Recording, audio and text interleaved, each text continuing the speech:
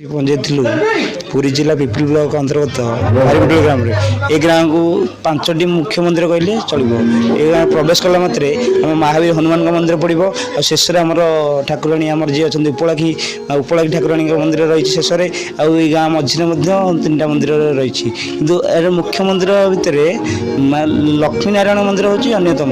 ଏଇ ଜଣେ ବ୍ୟକ୍ତିଗତ ମନ୍ଦିର ହେଲେ ମଧ୍ୟ ଦର୍ଶକ ଶ୍ରଦ୍ଧାଳୁ ଯିଏ ଆସୁଛନ୍ତି ତାଙ୍କ ବି ମନ୍ଦିର ସଦାବେଳେ ପାଇଁ ଖୋଲା ରହୁଛି। ଏ ମଧ୍ୟ ଯିଏ ଶ୍ରଦ୍ଧାଳୁ ଅଛନ୍ତି ଲକ୍ଷ୍ମୀନାରାୟଣଙ୍କର ସାନ୍ନିଧ୍ୟ ଲାଭ କରୁଛନ୍ତି। ଏଇଠାକାର ଯିଏ ନିର୍ମାତା ତାଙ୍କୁ ଆସନ୍ତି ପଚାରି ବୁଝିବା ଏ ମନ୍ଦିର ଉପରେ। ସେମାନେ ପ୍ରଫୁଲ୍ଲ ଚନ୍ଦ୍ର ପ୍ରଧାନ, ମୁଁ ଜଣେ ରିଟାୟାର୍ଡ IAS ଅଫିସର। ମୋ ଗାଁ ହେଲା ପାରିପଟଳି। ଆମେ ତ ଦେଖୁଛେ ଓଡ଼ିଶାରେ ବହୁତ ପ୍ରକାର ମନ୍ଦିର ଅଛି, କିନ୍ତୁ ଲକ୍ଷ୍ମୀ ନାରାୟଣ ମନ୍ଦିର ବହୁତ କମ୍ ଜାଗାରେ ଦେଖିବାକୁ ମିଳୁଛି। ଆପଣ କି ଭାବନା ଆସିଲେ ଯେ ଆପଣ ଗୋଟେ ମନ୍ଦିର ନିର୍ମାଣ କଲେ, ପୁଣି ଲକ୍ଷ୍ମୀ ନାରାୟଣ ମନ୍ଦିର, ଆପଣ କି ଭାବନା ଆସିଲା? ମୋର ବହୁତ ଦିନ ଇଚ୍ଛା ଥିଲା ଆମ ଗାଁରେ ଗୋଟେ ମନ୍ଦିର କରିବା ପାଇଁ, କାରଣ ଆମ ଗାଁରେ ମନ୍ଦିରଟେ ନଥିଲା। ଏବଂ ଲକ୍ଷ୍ମୀ ନାରାୟଣ ହେଲେ ଆମ ପରିବାରର ଆରାଧ୍ୟ ଦେବତା। ତେଣୁ ସେଥିପାଇଁ ମୁଁ ବହୁ ଦିନରୁ ଚିନ୍ତା କରୁଥିଲି ମନ୍ଦିରଟେ କରିବି ଏବଂ ଆମ ଗାଁରେ ସେ ମନ୍ଦିରଟି ହେବ। ସେଥିପାଇଁ ମୁଁ ମୋର ବହୁତ ଚେଷ୍ଟା କରି ଏ ମନ୍ଦିରଟି କରିଅଛି। ଆମେ କାରଣ ଦେଖୁଛେ ନା ଟଙ୍କା ଆଜି ଅଛି କାଲି ନଥିବ, କିନ୍ତୁ ମନ୍ଦିର ନିର୍ମାଣ ଗୋଟେ କୀର୍ତ୍ତି ରହିକି ସବୁଦିନ ପାଇଁ ଆପଣଙ୍କ ନାଁ ରହିଯିବ।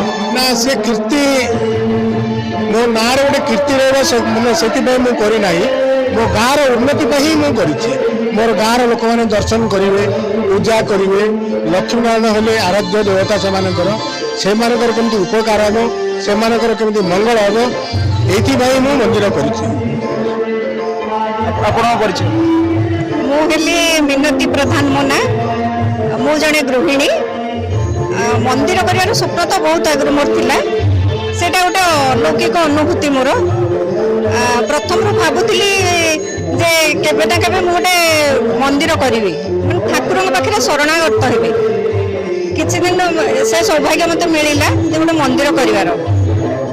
ମୋ ଗାଁରେ ମନ୍ଦିର ନଥିଲା। ମୁଁ ଚାହୁଁଥିଲି ଗ୍ରାମବାସୀ ସମସ୍ତେ ମନ୍ଦିର ଯୋଗୁଁ ଉପକୃତ ହୁଅନ୍ତୁ ଆଉ ପ୍ରଭୁ କୃପା ଲାଭ କରନ୍ତୁ। ସେଇଥିପାଇଁ ବହୁତ ଚେଷ୍ଟା କଲି, ଆଉ ଗ୍ରାମବାସୀ ବି ସହଯୋଗ କଲେ। ତାଙ୍କରି ଯୋଗୁଁ ମୁଁ ମନ୍ଦିରଟେ କରିଛି। ମୋର ପରିଚୟ ହେଲା ନାରାୟଣ ବାରିକ, ଘର ପାରିପଟଳି। ଆମର ଜଣେ ବୈଷ୍ଠିକ ଲୋକ, ତାଙ୍କ ନାଁ ହେଉଛି ପ୍ରଫୁଲ୍ଲ ପ୍ରଧାନ, ଡାକ ନାଁ ଗୁଣ ପ୍ରଧାନ। ଯାହା ହଉ ଆମ ଗ୍ରାମର ସବୁଠୁ ମୋର ବଡ଼ ଭାଗ୍ୟ କଥା। ମୁଁ ଲକ୍ଷ୍ମୀନାରାୟଣ ମନ୍ଦିରରେ ଗୋଟେ ସେବକ ହିସାବରେ ଅଛି। ମୋ ନାଁ ହେଲା ନାରାୟଣ ବାରିକ ହିସାବରେ ମୁଁ ସେବକ ଅଛି। ଯାହା ହଉ ଆମ ଗାଁର ଭାଇ ଯେହେତୁ ଲକ୍ଷ୍ମୀନାରାୟଣ ମନ୍ଦିର କରିଛନ୍ତି, ତାଙ୍କ ପାଖେ ଆମେ ସେବକ ଅଛୁ। ଆଉ ସବୁଠୁ ବଡ଼ କଥା ହେଲା ଆମ 3 ଗାଁର କଥା ଆଜ୍ଞା, ଯେ 3 ଗାଁର ପିଲାମାନେ ଆମକୁ ସମସ୍ତେ ସହଯୋଗ କରୁଛନ୍ତି। ଏଇ ଲକ୍ଷ୍ମୀନାରାୟଣଙ୍କ କୃପାରୁ ଆମେ ବି ସମସ୍ତେ ବହୁତ ଭଲରେ ଅଛୁ। ଆଉ ଯାହା ହଉ ମିଡ଼ିଆ ପୁଅଟି ଆମର ଆସିକି ଆମ ପାଖରେ ପହଞ୍ଚିଲେ, ତାଙ୍କ ପାଇଁ ବି ଅକୃତ କୃତଜ୍ଞ ଧନ୍ୟବାଦ ଦେଉଛି। ଏତିକିରେ ମୋ କର୍ତ୍ତବ୍ୟ ମୁଁ ଗସ୍ତ ଶେଷ। ପାରିପଟଳ ଗ୍ରାମରେ ଏ ଗାଁର ବହୁତ ପରିବେଶ ବହୁତ ଭଲ ଅଛି। ଏ ଗାଁର ଲୋକମାନେ ବହୁତ କୋଅପରେଟିଭ।